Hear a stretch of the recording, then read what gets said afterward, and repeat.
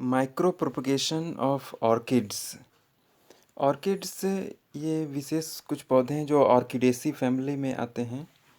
ये काफ़ी बड़ा फैमिली है जिसमें लगभग 28,000 स्पीसीज आते हैं, जो कि 763 जेनरा के अंतर्गत रखे गए हैं। तो ऑर्किड्स ज़्यादातर ऑर्नामेंटल प्लांट्स के रूप में यूज किए जाते हैं। ठीक है, ऑर्नामेंटल यानी सजावटी पौधों के रूप में। इनमें बहुत ही अच्छे सुंदर फ्लावर लगते हैं और ये फ्लावर क्या होते हैं, बहुत लंबे समय तक फ्रेश रहते हैं, मतलब तुरंत सूखते नहीं हैं, लंबे समय तक अपने रंग रूप को बनाए रखते हैं। इसलिए इनको सजावटी पौधे के रूप में या फ्लावर को, कट फ्लावर को यूज किया जाता है। कुछ स्पीसीज इसके मेडिसिन और मसाले के रूप में भी यूज होती है, जैसे वैनिला एक ऑर्किड है जिससे मसाला एक फ्लेवर निकाला जाता है। मेडिसिन्स भी कुछ प्राप्त किए जाते हैं कुछ ऑर्किड से। ठीक है, तो इसलिए ऑर्किड काफ़ी इंपॉर्टेंट है। तो इसका माइक्रो प्रोपगेशन क्यों जरूरी है उसके बारे में देखते हैं। पहले कुछ इन्फॉर्मेशन देख लेते हैं। ठीक है, जैसे many hybrids and rare species can be cultivated by micro propagation. ठीक है, इसकी कुछ रेयर स्पीसीज हैं, ठीक है, जो कि बहुत स्लो ग्रोथ करती हैं, और कुछ हाइब्रिड वैरायटी भी डेवलप की गई हैं, और कुछ हाइब्रिड वैरायटी नेचुरली भी पाई जाती हैं। ठीक है, यानी क्रॉस पॉलिनेशन के माध्यम से दो अलग अलग स्पीसीज में ये हाइब्रिड डेवलप हो गए हैं अपने आप। तो इन हाइब्रिड को भी माइक्रो प्रोपगेशन के माध्यम से काफ़ी कम समय में बहुत सारे नए पौधे तैयार किए जा सकते हैं। ठीक है, तो फ्लोरिकल्चर में लगभग ऑर्किड स्पीसीज का योगदान कितने परसेंट का है? 8% का है पूरे विश्व में। ठीक है, एक डेटा के अनुसार है ये। मतलब जितना भी फ्लावर या ऑर्नामेंटल प्लांट्स का जो बिजनेस होता है उसमें 8% ऑर्किड स्पीसीज यूज किए जाते हैं। ऑर्किड बहुत सारी स्पीसीज हैं, जैसे हमने देखा 28,000 स्पीसीज टोटल पाई जाती हैं। तो सभी की सभी ऑर्नामेंटल के रूप में तो यूज नहीं होती। कुछ कुछ स्पीसीज या जेनरा ऐसे हैं जिनका ज़्यादा मात्रा में उपयोग होता है सजावटी पौधों के रूप में, फ्लावर के लिए।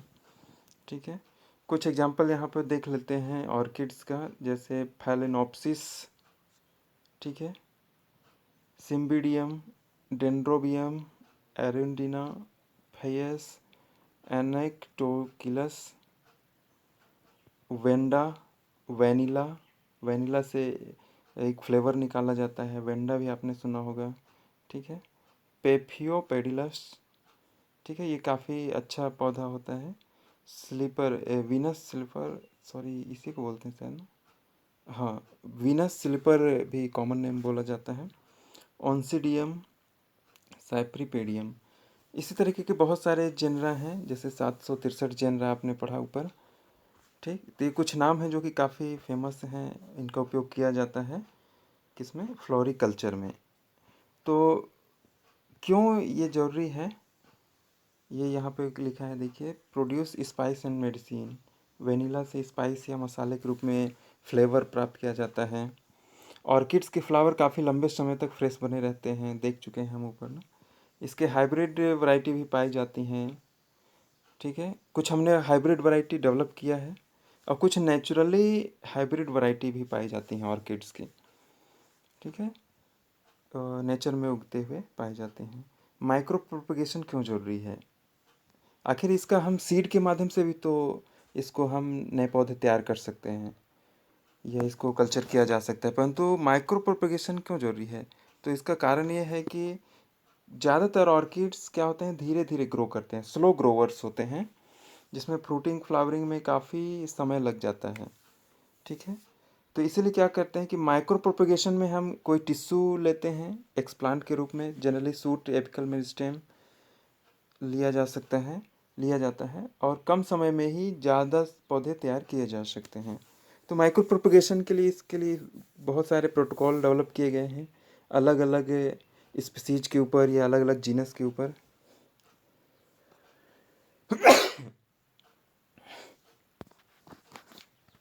ठीक है, इनके सीड के प्रोपगेशन में एक प्रॉब्लम आता है कि इनके सीड जो होते हैं बहुत छोटे होते हैं और नॉन एंडोस्पर्मिक होते हैं। अर्थात इनमें एंडोस्पर्म नहीं होता या बहुत कम होता है, जिसके कारण ये अच्छे से अंकुरित नहीं हो पाते, जर्मिनेट नहीं हो पाते हैं, और ज़्यादा से ज़्यादा जो बीज जो हैं वो नष्ट हो जाते हैं, यानी उनसे पौधे तैयार नहीं हो पाते। तो इसलिए भी माइक्रो प्रोपगेशन काफ़ी इम्पोर्टेंट हो जाता है। ज़्यादातर जो ऑर्किड्स हैं वो वेजिटेटिवली प्रोपगेट ही किए जाते हैं। ठीक है, सीड के माध्यम से कम ही किए जाते हैं। वेजिटेटिवली यानी हम उनकी टहनियों को काट कर भी लगाते हैं, परंतु उसमें भी काफ़ी कम मात्रा में ही पौधे तैयार हो पाते हैं। और माइक्रो प्रोपगेशन से अगर हम तैयार करें तो काफ़ी अच्छी तरीके से कम समय में ज़्यादा मात्रा में पौधे तैयार किए जा सकते हैं। ठीक है, खासकर कुछ स्पीसीज हैं जो कि बहुत स्लो ग्रोथ करती हैं उनमें। तो माइक्रो प्रोपगेशन से क्लोन पौधे तैयार होते हैं। क्लोन अर्थात जेनेटिकली सिमिलर पौधे, जिससे हमने जिस पौधे से एक्सप्लांट लिया था उस पौधे के समान जेनेटिक स्ट्रक्चर वाले ही छोटे छोटे पौधे तैयार होते हैं। ठीक है, तो इसमें जो ये पैतृक पौधे के समान क्वालिटी वाले छोटे पौधे तैयार होते हैं। तो जो मूल क्वालिटी है उसको हम बरकरार रख सकते हैं माइक्रो प्रोपगेशन से। ठीक है, ये वेजिटेटिव प्रोपगेशन में भी ये कॉमन ही रहता है, क्योंकि उसमें भी किसी टहनी का उपयोग किया जाता है या किसी वेजिटेटिव पार्ट्स का उपयोग किया जाता है नए पौधे तैयार करने में। पर उसमें भी थोड़ी प्रॉब्लम आती है, बहुत ज़्यादा मात्रा में नए पौधे तैयार करना मुश्किल होता है। आजकल माइक्रो प्रोपगेशन की बहुत अच्छी टेक्निक आ चुकी है, जिसके कारण हम काफ़ी कम संख्या में कम समय में ज़्यादा मात्रा में पौधे तैयार कर सकते हैं और आसानी से तैयार कर सकते हैं। टेक्निक्स जो है काफ़ी ऑटोमेटेड हो गई है, मतलब कम मेहनत लगता है और अपने आप उसमें ग्रोथ होते रहता है। ठीक है, तो एक वेंडा प्लांट है, ऑर्किड ही है ये। तो इसमें एक प्रोटोकॉल से कुछ डाटा लिया है मैंने। जैसे सूट रीजनरेशन में इसमें क्या यूज किया गया, 1.5 mg NaA, naphthalene acetic acid और 1.0 mg BAP। ये बेंजिल अमीनोप्यूरिन है, ये एक प्रकार का साइटोकाइनिन है। NaA था, ये एक प्रकार का ऑक्जीन है। BAP यानी बेंजिल अमीनोप्यूरिन, ये साइटोकाइनिन है। तो इन दोनों को मिक्सचर को डाला गया तो सूट रिजनरेट होते हैं, काफ़ी अच्छे मात्रा में सूट्स बनते हैं, मल्टीपल सूट्स बनते हैं। मल्टीपल यानी बहुत सारे तने तैयार होते हैं और उनके साइज में भी वृद्धि होती है इसमें ना, ये देखा गया वेंडा के प्लांट में। ठीक है, रूट रिजनरेशन के लिए फिर साइटोकाइनिन की आवश्यकता नहीं होती है। ऑक्जीन ही दो प्रकार के ऑक्जीन यूज किए जाते हैं, एक NaA नेफ्थलीन एस्टिक एसिड और इंडोल ब्यूटारिक एसिड, ये दोनों ऑक्जीन ही हैं। ठीक है, उनकी मात्रा देखिए 1.5 mg और 0.5 mg और 1.0 mg लिया गया। तो दोनों ऑक्जीन्स हैं, इनका मिश्रण यूज किया गया तो रूट रिजनरेशन अच्छा देखा गया। ये अलग अलग कॉन्सेंट्रेशन पे एक्सपेरिमेंट किया गया, सिंगल भी और दोनों के मिश्रण को भी, और ये कॉन्सेंट्रेशन सबसे अच्छा पाया गया। ठीक है, उस एक्सपेरिमेंट में ऐसा रिजल्ट मिला कि इस कॉन्सेंट्रेशन में ज़्यादा से ज़्यादा ग्रोथ होती है और ज़्यादा से ज़्यादा पौधे जीवित बचते हैं।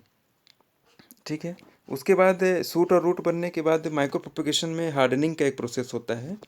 क्योंकि ये प्रोसेस है, ऊपर वाले प्रोसेस में जो पौधा बना होता है बहुत नाजुक होता है, तो उसको वातावरण के संपर्क में लाना, अर्थात हार्डनिंग यानी मजबूतीकरण या एक्लिमेटाइजेशन भी कहते हैं। एक्लिमेटाइजेशन अर्थात वातावरण के खुले वातावरण में रहने लायक मजबूत बनाना। ठीक है, उसके संपर्क में लाते हैं। तो इसको फिर हम ग्रो करते हैं किसमें, कोकोनट हस्क यानी नारियल के छिलके का बुरादा होता है जिसको कोकोपीट कहते हैं। उसके अलावा कुछ परलाइट होता है, एक चट्टान का पिसा हुआ चूर्ण है जो वाटर होल्डिंग कैपेसिटी होती है, पानी को धारण करने की क्षमता होती है। चारकोल भी यूज किया जाता है, ब्रिक पीसेज भी यूज किए जाते हैं। ब्रिक पीसेज यानी ईंट के टुकड़े, छोटे टुकड़े, क्योंकि वो भी पानी को होल्ड करके रखते हैं, नमी के। तो उसमें जब हम उगाते हैं तो धीरे धीरे क्या होता है, वो पौधा मजबूत होते जाता है, नेचुरल वातावरण में रहने लायक बन जाता है। ठीक है, कुछ और डाटा देखते हैं, जैसे epiphytic orchids and terrestrial orchids, ये दो टाइप के ऑर्किड्स होते हैं। एपीफाइटिक यानी किसी दूसरे पौधे के ऊपर उगते हुए पाए जाते हैं। यानी किसी बड़े पेड़ के तने पर आपने देखा होगा कि उसके छाल जो धीरे धीरे नमी रहता है जिसमें, वहाँ पर उगते हुए ये पौधे पाए जाते हैं। तो इसको हम एपिफाइटिक या ऊपरी रोही ऑर्किड्स कहते हैं। कुछ ऑर्किड्स क्या होते हैं, टेरेस्ट्रियल होते हैं, यानी सामान्य जमीन पर, स्थल पर उगते हुए पाए जाते हैं ना। तो दोनों के माइक्रो प्रोपगेशन में अलग अलग थोड़ा अंतर रहता है। ठीक है। एपिफाइटिक में क्या प्रॉब्लम आती है, एपिफाइटिक में ये प्रॉब्लम आती है कि इसके जड़ जो है थोड़ा अलग स्ट्रक्चर होता है। ठीक है, एक लेयर पाई जाती है, कुछ फंगस का एसोसिएशन इसमें होता है, माइकोराइजल एसोसिएशन। ठीक है, कुछ ऑर्किड्स में या कई ऑर्किड्स में। ठीक, तो ऑर्किड सीड्स जो होते हैं इसके बारे में देखते हैं, नॉन एंडोस्पर्मिक होते हैं, इसलिए क्या होता है ज़्यादातर सीड जर्मिनेट नहीं कर पाते, जल्द नष्ट हो जाते हैं। इसको देख चुके हैं पहले भी हम लोग।